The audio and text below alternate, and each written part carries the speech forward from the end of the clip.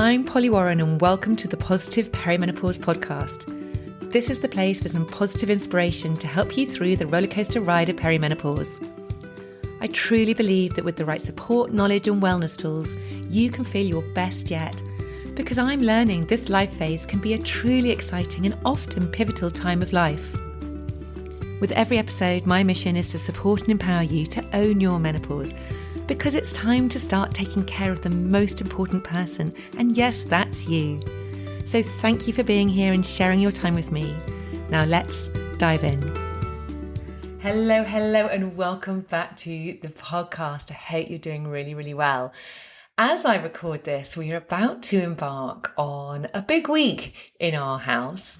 So this week coming up is the week, and it's, as I record this, it's the 27th of October. So this week coming up, we have my husband's birthday. So we've got Giles's birthday on the 29th. We then have, there's a Halloween on the 31st. And then we have our wedding anniversary on the 3rd of November. And then we have my birthday. And this year it's my 50th birthday on the 4th. And generally this week is always a super fun week. And it's annoying, however, it all kind of falls within 1 week, but it is always a good week. The only part of it I really don't enjoy, which I've tried so hard over the years to really embrace, is the Halloween bit. I am not a fan of Halloween, and yeah, you might call me a real bar humbug about it, but oh my goodness, there's nothing about it which I like. And I promise you, I have gone the whole hog over the years. I've held Halloween parties.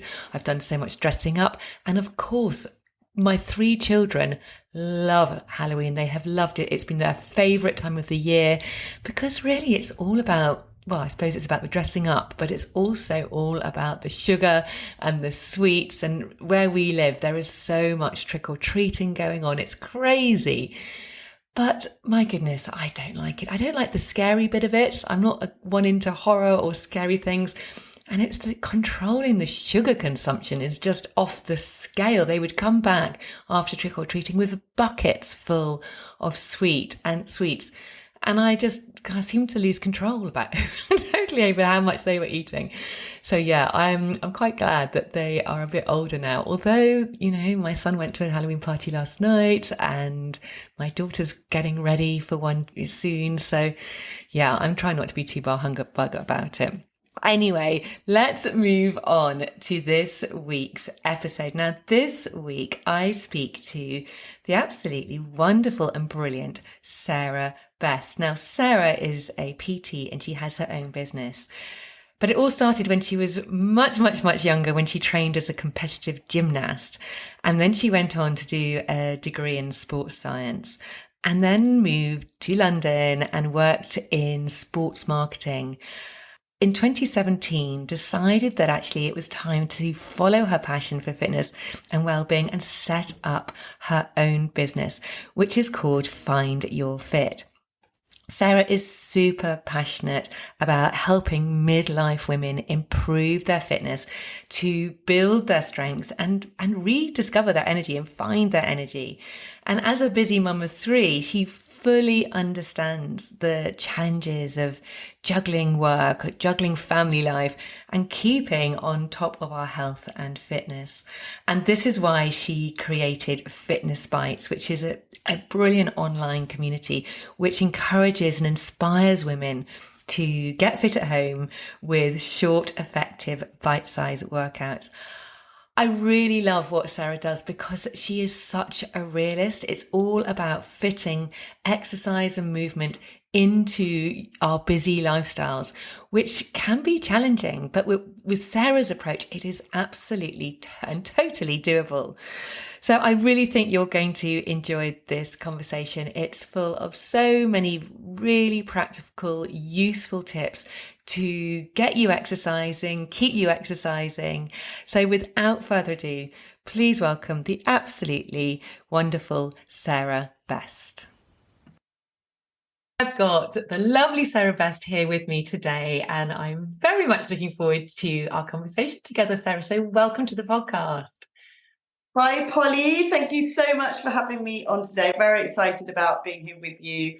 to chat all things strength and fitness. So yes, great to be here. I am so pleased that you're here with me, Sarah, because very kindly, Sarah created a video for me for my Simply Peri course for the week, which was all about movement and exercise. And it's been absolutely fantastic. So yeah, I'm very grateful, Sarah, for that. You, Sarah, are now a personal trainer. You founded your own business, FindurFit, back in 2017. So I'd love to know what inspired you to start this business, and what did you do before that? What led up towards doing this? Okay, so I've always loved my sport and always done a lot of sport throughout my life. I did a sports science degree back in the day, and then actually went into marketing. I spent many years in London working on sort of sports sponsorship, and a long time working for the Football Association. So a lot of sport always, but not the actual doing bit. And I'd always wanted to be a personal trainer. I had my 3 children, and I was 42, and I just kind of finished my work in London, and it's always been in the back of my mind. But I actually didn't feel I had the confidence to do it. I didn't know whether I'd be any good at teaching. I thought, had I left it too late? I was 42.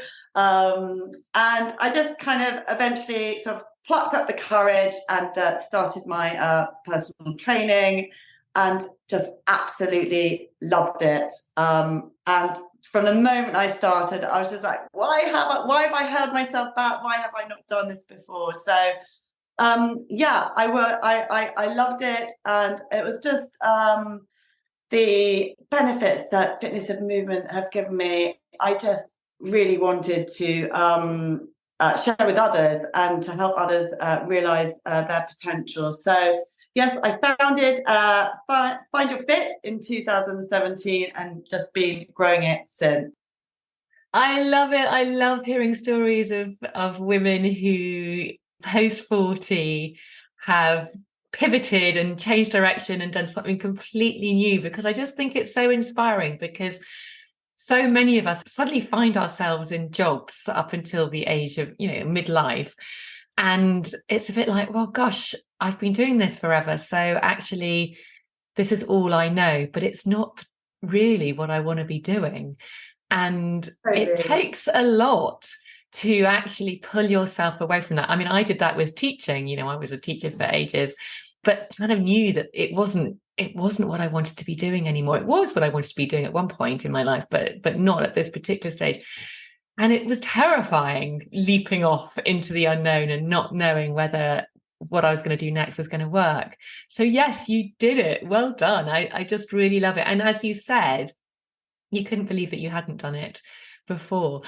What challenges, though, did you find? So 42, you're in the midst of it. You've got 3 children, busy life. So what were the challenges, personal challenges, that you faced setting up this business at this stage of life?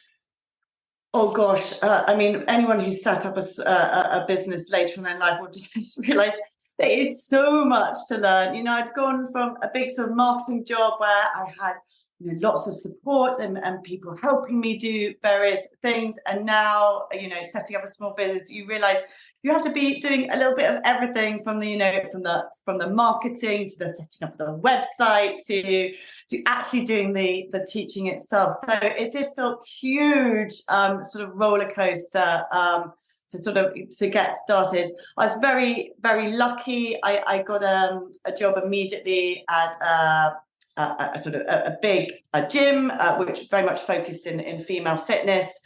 I started to sort of grow little classes. I started building the confidence to actually speak in front of a big room of people, all the things that I'd really not done before. So yes, it was definitely thrown into it, but just little by little, realizing that you actually can do all those little bits. You can send out a newsletter. You can work MailChimp. You can do all these stuff which you didn't think you were able to do before.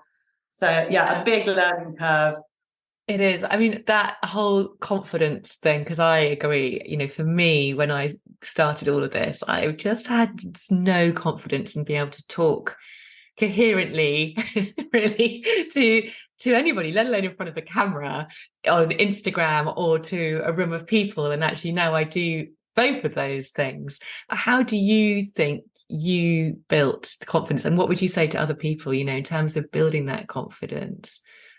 Yeah, I think it's just little baby steps. I think we realize that we do have so much potential, and it's just sort of unlocking that and taking the sort of baby steps. So I wouldn't have been able to go into a room and teach a class straight away, but I just took the baby steps towards that. So maybe I had a small group, and I got the confidence to, to speak and be able to take a class and to be able to count and be able to organize it, and that just grew slowly and slowly. It definitely didn't happen overnight, and it's just those small little steps. And I find the same in fitness. Of course, you're not going to be super fit overnight, you're not going to be super strong, but it is just the start of that. It's just taking those steps towards that journey. So baby steps, and just building, celebrating small wins, just trying to move on quickly when it doesn't go so well, and just leaving that behind. That was yesterday. Today is a new day, and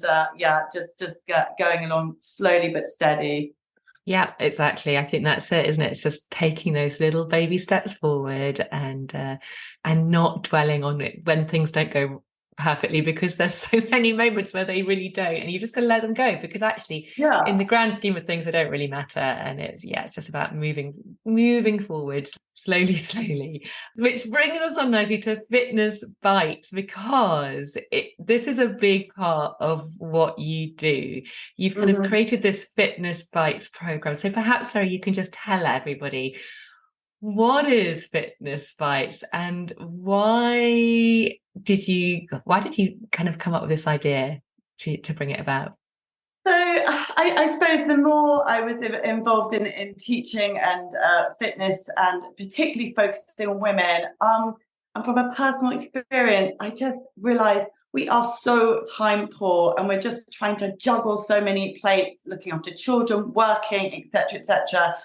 I just felt, if I could create something that people were able to do at home, that they were able to follow along, they didn't need a huge amount of equipment, they could do it guided, and really build their strength and fitness in the comfort of their own home, without having to go off to a gym, without having to go to a studio, then it would be a really useful tool for people. It's certainly how I train. I never really have an hour to spare to fully train, but I can just find little sort of 20-minute slots in my day that I can focus, I can, do a workout, and then I'm done, and I can sort of get on with my day. That was the idea. I think there was a sort of not all women have time to go to the gym for an hour. And even if they do, amazing, they might make that, once a week maybe. But, ideally we want to be moving often and regularly. So you might make your gym session, but, what are you going to do the rest of the week? So just having a little bit of a guided workout that people can follow seems to be what people want. So just growing those little bite-sized workouts the last year or so. Yeah, the biggest barrier, I think, to exercise, to movement, is time. I mean, that's what most people say. I just don't have the time to do it. Particularly for those people who perhaps don't really want to do it. It is a really good excuse. We don't have enough time. But actually, I don't buy that. We all have enough time. It's just really where we put our priorities. But doing Fitness Bites in sort of little having moments in the day, I think it just makes like so much sense. It's so sensible to, not have to dedicate an hour, because actually, particularly as women are going through menopause and perimenopause, actually an hour is quite unrealistic. You actually are quite exhausted as well, perhaps, to do a whole hour. I think particularly at home, if you're working or juggling children, it is really hard to find that time. And the way I've sort of split them up is that you get more of a strength-based workout. They're all under 20 minutes. They're more of a core based workout, and then a little bit more of a, I suppose, HIIT style, but not super intensive. We might have a little bit of skipping in there or a few little jumping jacks, which is really good. I think sometimes strength training can become a little bit static, and actually it is really good to add a little bit of plyometrics. It's brilliant for bone health, just doing a little bit of jumping, a few more body weight exercises. They're really good for agility, for keeping us mobile, sort of moving athletically. So that's how I split it up. So you can kind of feel, oh, actually, I feel like a bit of, it's a core day for me. I fancy more of a mat-based little 20 minutes, or actually today I'm feeling good. I'm feeling energized. Actually, I quite, fancy a strength one or whatever. So it's quite nice to feel you've sort of got the option, depending on how you feel, depending on the time you've got. So sometimes people put them together, they all work. So you could, if you're feeling super energetic and did have the time, then you could do 3 in a row. So it would be an hour's workout, but they're definitely not necessarily designed to do that. So typically they're 20 minutes each, your videos. Exactly. Yeah, okay. Exactly, or under 20 minutes. Let's talk about strength, because we've had this conversation before, because at the moment, particularly when it comes to 35 years onwards, we all know well, if you don't, we lose bone density. There's risk of osteoporosis as we go through menopause, if our estrogen declines. So there's been a huge amount of talk in the sort of menopause space and about the importance of strength and resistance training. And you actually said to me when we first chatted, okay, yes, we do need to keep strong, but actually there is more to it than that. We need to keep moving as well in just in the ways that you just said. So I wonder if maybe we could just, tell me a little bit more about how you think about that.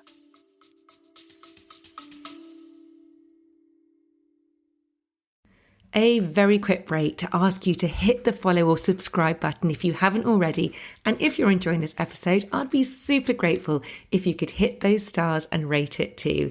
Thank you.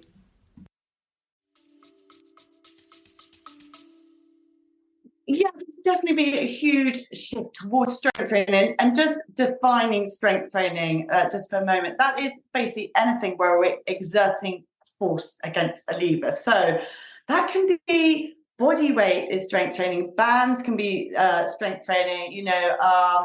Yoga, Pilates. They're all strength training. But there's definitely been a big shift towards heavier weights and sort of going heavy, which is amazing. But I think that does have its limitations, but that you have to be a little bit more careful with, and it's just not realistic for everyone to go into a gym. If you are going into gym, really you should work out with a qualified personal trainer if you are wanting to go heavier and sort of go onto barbells and lift heavy weights.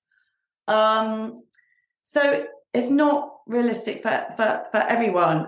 People just don't have the time or resources to do that. But actually, you can really build a huge amount of strength through body weight and lighter dumbbells, which you can do at home, and just keeping moving and mobile. So, just being able to do one full push-up is a huge exercise. If you can, that's something that you can work up to at home. And these are great exercises that really will build muscle. As I said, a little bit of movement and skipping is great for bone health. And squats and lunges and all those sort of things can be done at home with medium-sized dumbbells, and you can hugely benefit from them. So yeah, I think it's fantastic if you are able to, and that's what you love doing, and you want to lift heavy weights. But I don't think it's necessary for all women to still achieve, to be really strong and fit. So Yeah. One question actually I've got is kind of like the weight strength training versus cardiovascular fitness, because I find if I only do sort of focus on the weights and the resistance training, then I really lose my cardiovascular fitness. And I like to have my I like to be able to run and not be totally out of breath. But which is also, I imagine, is incredibly important as we get older to keep that cardiovascular fitness. So I don't understand. I'm a bit confused about the fact that there's not more talk about keeping cardiovascularly fit as well as strong. But I agree. I like to add just a little bit more that you're really sort of getting those sort of huffy puffy out of breath to sort of really get the heart rate up. I think is really important. Unfortunately, cardiovascular disease still is the biggest killer in women in the UK. So it's something that we need to take really seriously and think about. And yeah, but it can be incorporated into your sort of weekly movement in other ways. Brisk walking is great to get the heart rate up. It needs to be brisk. It can't be the slow chatty walks, which I also love doing. But running again is great. Going on a bike, spinning, but as well as the kind of training that I would do, which would be a little bit more body weight and incorporating lots of movement, lots of body weight movement is also really good for getting that pulse rate up. Yeah, and also I find that when I've got that pulse rate up, I tend to get a bigger high, the bigger endorphin rush at the end of the exercise. I don't know about you. I mean, I'm sure people who lift very heavy probably get an endorphin rush as well. But, for me, I feel like I've got to have had a really good old sweat to, after it's lying collapsed on the ground to get that great feeling. I think definitely there's something about having a really good sweat, sweat it all out feeling. Definitely, I do agree. It so depends. I mean, when we define strength training, what are we actually talking about? So strength training can certainly help towards cardiovascular health, but the sort of more movement and the more that sort of higher heart rate is definitely a real sort of feel good buzz after it. I agree. I definitely love that kind of sweaty feel as well. So yeah, I definitely achieved that in fitness by like, oh my goodness, that was such a sweaty one. For those people who really struggle to stay motivated with exercise, because I think this is the issue. A lot of people know what they should be doing, would like to be doing, but actually it's they might start, but then it's actually keeping going, incorporating it into kind of the weekly routine. What would you say, Sarah, to them? What tips might you have to try and keep motivated? So it's tough, right? And we can't, have 100% motivation all the time. So I think we've definitely got to recognise that it does go in ebbs and flows. And I certainly don't feel motivated all the time. I think it becoming a habit is, of course, we want to get to the stage where it is a habit, and that's going to take a little bit of work and sometimes feel a little bit uncomfortable. But I would start with really a plan and look at your lifestyle and what is really realistic for you. So, if you've got children, you've got a full-time job, just working out when those little windows of exercise might be that can, not be really stressful to try and fit in. Maybe it's a Saturday morning where you've got 20 minutes, or a Wednesday afternoon before supper time or something. So I think planning, is key. I think once we plan, we kind of feel like we've got a little bit more motivation because we can see that in the diary, and we managed to do it, and then we kind of think, yes, that feels good. I've got that kind of motivation, that feel good for the next time. But definitely keeping it small and steady to begin with. I think if, I see people, they go, oh, yes, I've decided I'm going to exercise every day. And I just That's too much. None of us can fit that in. So I think finding those little windows, being really realistic with yourself and your own lifestyle, and just keeping it small, keeping it realistic. Yeah, and something small is better than nothing at all. It's like isn't Something it? small. And actually, someone who's maybe, I have a lot of questions, maybe someone's, been injured or not been well. And I actually say to them, just start by just doing a warm up. That's it. Just a warm up. Just move your body, follow the 4-minute warm up that's, on and just see how that feels. That might be enough for the day. That might be just to, again, so it doesn't feel too big. I think often we lose motivation because it just feels too overwhelming. It just feels too much for us to do. But actually, if we think, you know what, 4 minutes, I can just move my body, see how I feel. Maybe that would end up, doing a little workout or something. But just to have those 4 minutes to just start to move. If you do nothing, you look back in a year, you're going to be in exactly where you are now. Whereas if you did, just say you did 4 minutes, even 3-4 times a week, you're already in a year's time going to be somewhere completely different to where you are now. And it really is those bite-sized chunks. Yeah. And it's getting to the point where it is habit. And I know there's so many books on creating habits, isn't there? But and I see with my clients often come to me, really don't want to exercise. They come to me because they know they should, and it's all a bit, don't want to really be here, or they don't really want to do their fitness. But actually, just by the consistency of moving, it's almost like they get to a tipping point, and after they've got to that tipping point, then it is habit. Then they start to need it in their life. Then it becomes like brushing their teeth. You just feel like, if you haven't done it, just a bit weird. You just, I feel horrible. I haven't done my movement. And it's just getting to that tipping point where then it slots into your life. Then you make it work. Then you make it happen.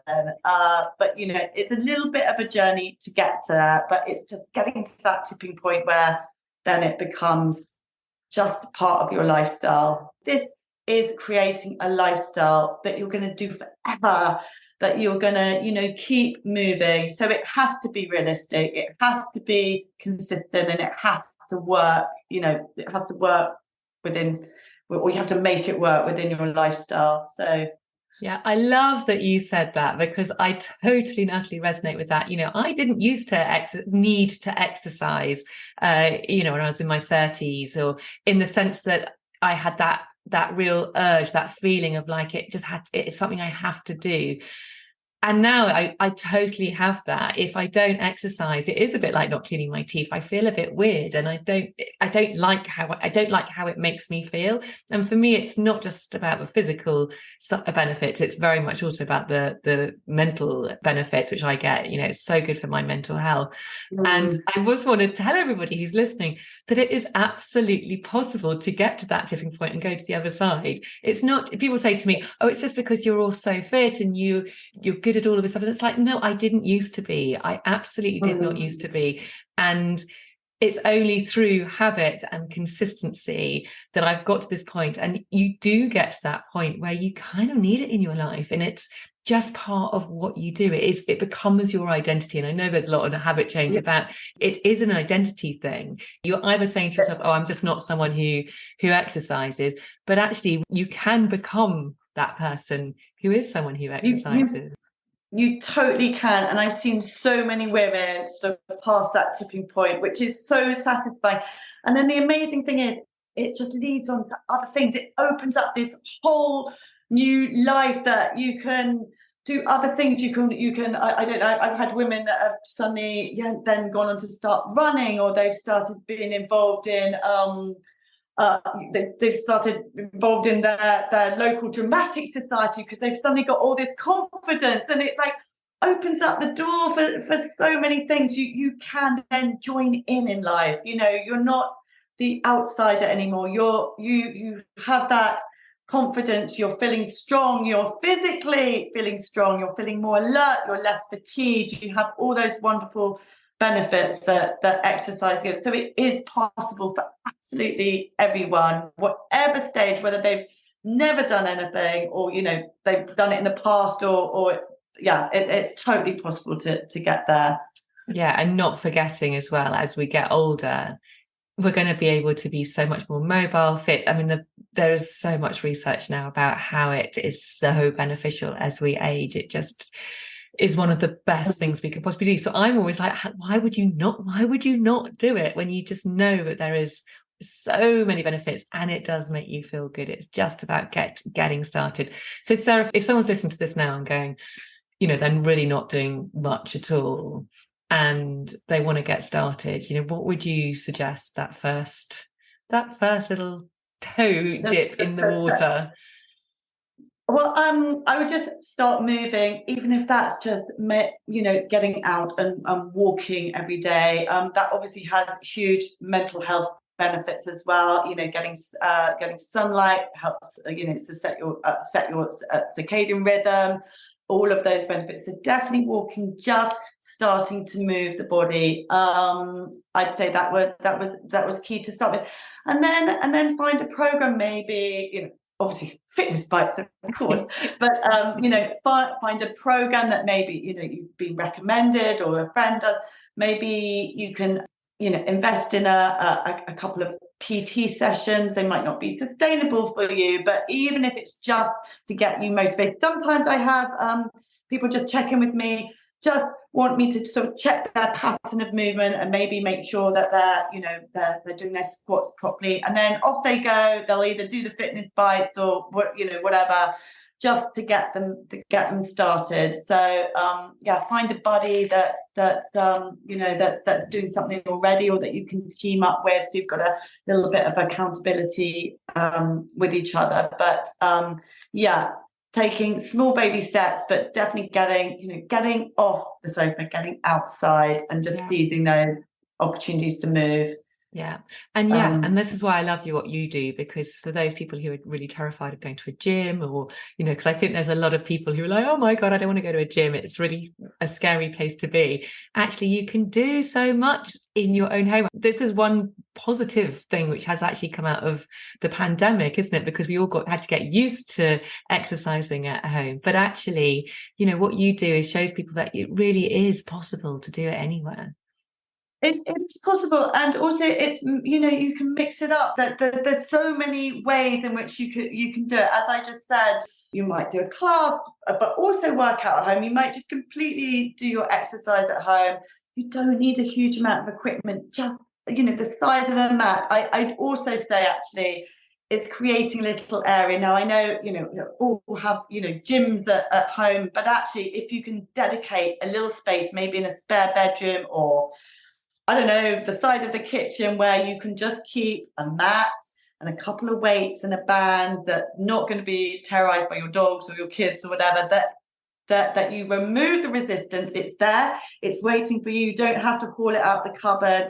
You know, you're set up, and that's your little space, your special space where you can just move your body, and that starts to become, you know, a place that you want to go and you want to hang out. And in our kitchen we have a few weights which we got actually in lockdown, but they just live in the kitchen now, and it's amazing. Someone always picks them up when they're in the kitchen and does something with them. So it's just having them around, actually, you know, it's kind of they do actually get used. And I often, maybe once a week, might do something at home in the kitchen with them, and they're just there. And it's just like creating that environment where it's, as you say, really super easy. Yeah, and there's lots, you know, there's lots on this sort of exercise snacking, and it is true. I always do a little stretch when I've got my leg on the kitchen counter or something. I just try and seize any little moments when I can, you know, do a stretch, or I've got the kids doing push-ups or something in, you know, off the kitchen chest. You know, you can always create these environments to move. Include your family. You know, set the example. They see mum moving. They will, you know, they copy what they see, right? So make it an in-family thing. That's not just something that mummy does on her own, that actually we kind of all move together. It's such a good example for our kids as well. get them all involved. Yeah, absolutely. Absolutely. So Sarah, what are your future plans for Find Your Fit? What's next? Oh, definitely growing FindurFit. I really want women to feel the benefits of fitness. Like, it is so important in my life. It's such a lifeline for my mental health, physically. It makes me feel stronger. It makes me feel like, we were talking about before, that I can, I can join in with life. I'm not sort of saying, oh no, I can't do that. Oh no, I can't do that. I want to feel like this for years to come. And I just want to help more women, achieve their potential, really. I find it such a relief from so many sort of perimenopause symptoms myself. Definitely helps with anxiety, with sleep, weight management. Our bodies are changing and stuff. So it's so important to me. And just love more women to experience it, and just empower them that they can do it, and they can do it at home, and they can do it without too much effort, like bite size. Yeah, exactly. So very quickly, you just mentioned your own perimenopause experience. How have you found perimenopause, and how have you found exercising through perimenopause? It definitely helped me sort of manage symptoms. I definitely experienced more anxiety. So at the beginning, my also mid-40s maybe, definitely had lots of sort of sleep disturbances, waking up a lot in the night. That typical 3 a.m. The world is going to end at that point. And I can actually see literally a direct correlation between my sleep patterns and if I exercise, if I get outside, if I get sort of light, if I've done my strength training. I feel so much less anxious. I feel so much more I can cope with the world, with what's sort of thrown at me. So definitely the symptoms that I've experienced, and I've been lucky. I've not sort of had debilitating symptoms, but definitely those ones I've mentioned. Sleep is a big one, isn't it? Because we have to fill up our adenosine tanks in order to kind of go to sleep in the evenings, and actually exercise is a great way of doing that. And and as you say, if we're exercising outside, it's really good for our circadian rhythm. Great for anxiety and mental health. So there are, there are huge amounts of benefits. Yeah, definitely part of the puzzle. I also, obviously, it's really, your nutrition is hugely important, and just things like a little bit of meditation or breath work, or that sort of more calm time is also really important. But yes, between those three: nutrition, a little bit of pausing throughout the day, a little bit of breath work, and fitness, and yes, those are definitely what I find so hugely beneficial. Sarah, because this is called the Positive Perimenopause Podcast, I'm going to ask you my final question, which I ask everybody, which is, can you give the listeners one practical, actionable tip to take away with them today in order to have a really positive perimenopause? I think it's just going to be make a start. Take that first step towards movement, towards including movement into your day. So, as I said before, if that's the getting out and walking, or you do want to find a program, then just make that start. You can do it. It will be so hugely beneficial. So make a start today. Absolutely. And there's no real negatives at all. It's all positive. It's all positive. There's going to be a few highs and lows on the way, but the overall look back and think, why have I not done this before? Yeah, exactly. Sarah, for anybody who wants to find out more about you, to find out more about Fitness Bites, Find Your Fit, where can they come and find you? Oh, thank you. Well, definitely my website, there's everything there. So it's Find Your Fit, which is find, and then you are fit, FIT.com. So it's all on there, and my number, always happy to chat as well. So do just either, drop me a line or get in touch. And yes, I'd love to hear from you. Well, thank you so much for coming on the podcast today, Sarah. It's been brilliant to chat. And yes, I think I'm sure you have inspired so many people to get moving, keep moving. And yeah, I really do encourage anyone to go and have a look at what Sarah's doing, because having experienced some of your workouts, well, definitely one workout which you provided for me for Simply Perry, I know that it's so doable. It's just brilliant how you can take that 20 minutes and actually feel like you've properly worked out in that time, and yet it really isn't going to take out a massive part of your day. So go and have a look. Thank you so much, Sarah. Oh, thank you, Polly. Here are the highlights. Number 1, short workouts done at home can be highly effective. You don't necessarily need to spend hours at the gym for a productive exercise routine. Number 2, heavy weightlifting is not necessarily for everyone. Strength training can be achieved using bodyweight exercises, bands, or lighter dumbbells. Number 3, it's important to raise your pulse rate for your cardiovascular health.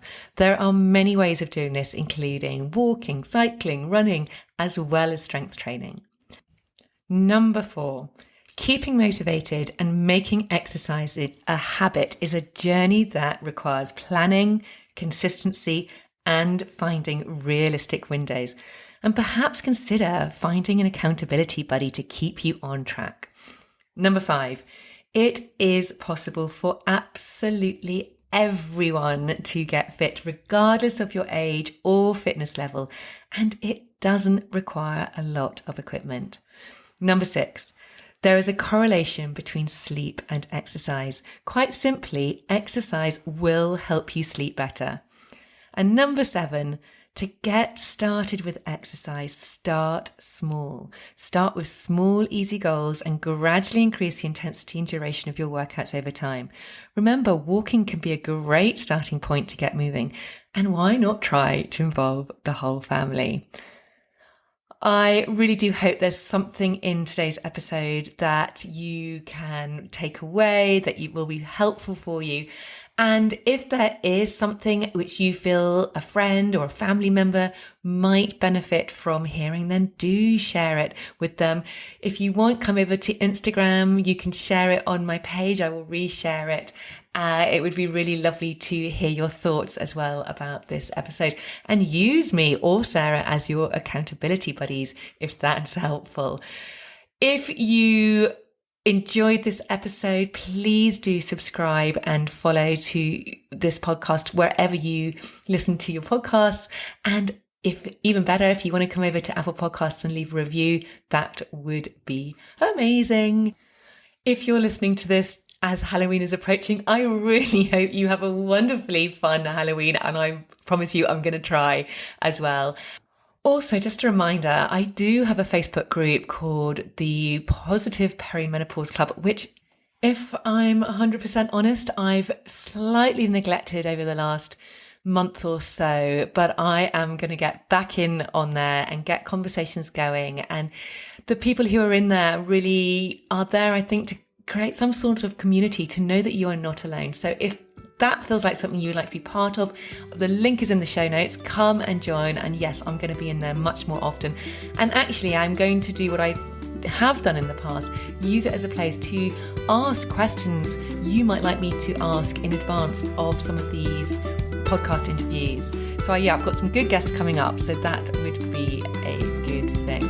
All right, have a fantastic week ahead. I know my week's going to be fun, and I cannot wait to speak to you next time. Lots of love. Bye.